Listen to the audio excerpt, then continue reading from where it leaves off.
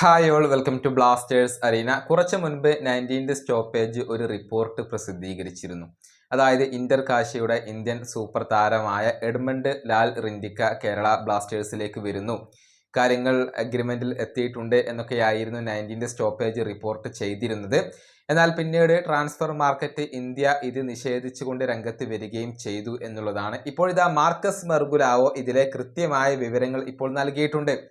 അതായത് എഡ്മണ്ട് കേരള ബ്ലാസ്റ്റേഴ്സിലേക്കല്ല വരുന്നത്, മറിച്ച് ഈസ്റ്റ് ബംഗാളിലേക്കാണ് അദ്ദേഹം പോകുന്നത്. അതായത് എല്ലാ കാര്യങ്ങളും ഇപ്പോൾ ഓക്കെ ആയി കഴിഞ്ഞിട്ടുണ്ട്. ഈസ്റ്റ് ബംഗാൾ ഇന്റർ കാശിയുമായി ധാരണയിൽ എത്തിയിട്ടുണ്ട്. ഒരു ട്രാൻസ്ഫർ ഫീ നൽകാൻ ഇപ്പോൾ ഈസ്റ്റ് ബംഗാൾ തയ്യാറായി കഴിഞ്ഞിട്ടുണ്ട്. മാത്രമല്ല താരവുമായി പേഴ്സണൽ ടേംസ് ഒക്കെ അഗ്രി ചെയ്ത് കഴിഞ്ഞിട്ടുണ്ട്.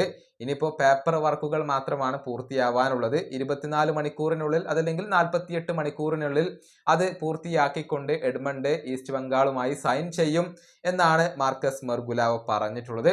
ഇതോടുകൂടി കേരള ബ്ലാസ്റ്റേഴ്സിന്റെ പ്രതീക്ഷകൾ അസ്തമിക്കുകയാണ്. എഡ്മണ്ട് കേരള ബ്ലാസ്റ്റേഴ്സിലേക്ക് വരില്ല എന്നത് ഇപ്പോൾ ഉറപ്പായി കഴിഞ്ഞിട്ടുണ്ട്. നമുക്കറിയാം ഇന്റർ കാശിക്ക് വേണ്ടി മികച്ച പ്രകടനം നടത്തിയിട്ടുള്ള താരമാണ് എഡ്മണ്ട്. കഴിഞ്ഞ ഐ ലീഗിൽ 5 ഗോളുകളും 6 അസിസ്റ്റുകളും ഒക്കെ ഇദ്ദേഹം സ്വന്തമാക്കിയിരുന്നു. ഈ വീഡിയോ അവസാനിപ്പിക്കുന്നു. അടുത്തൊരു വീണ്ടും കാണാം.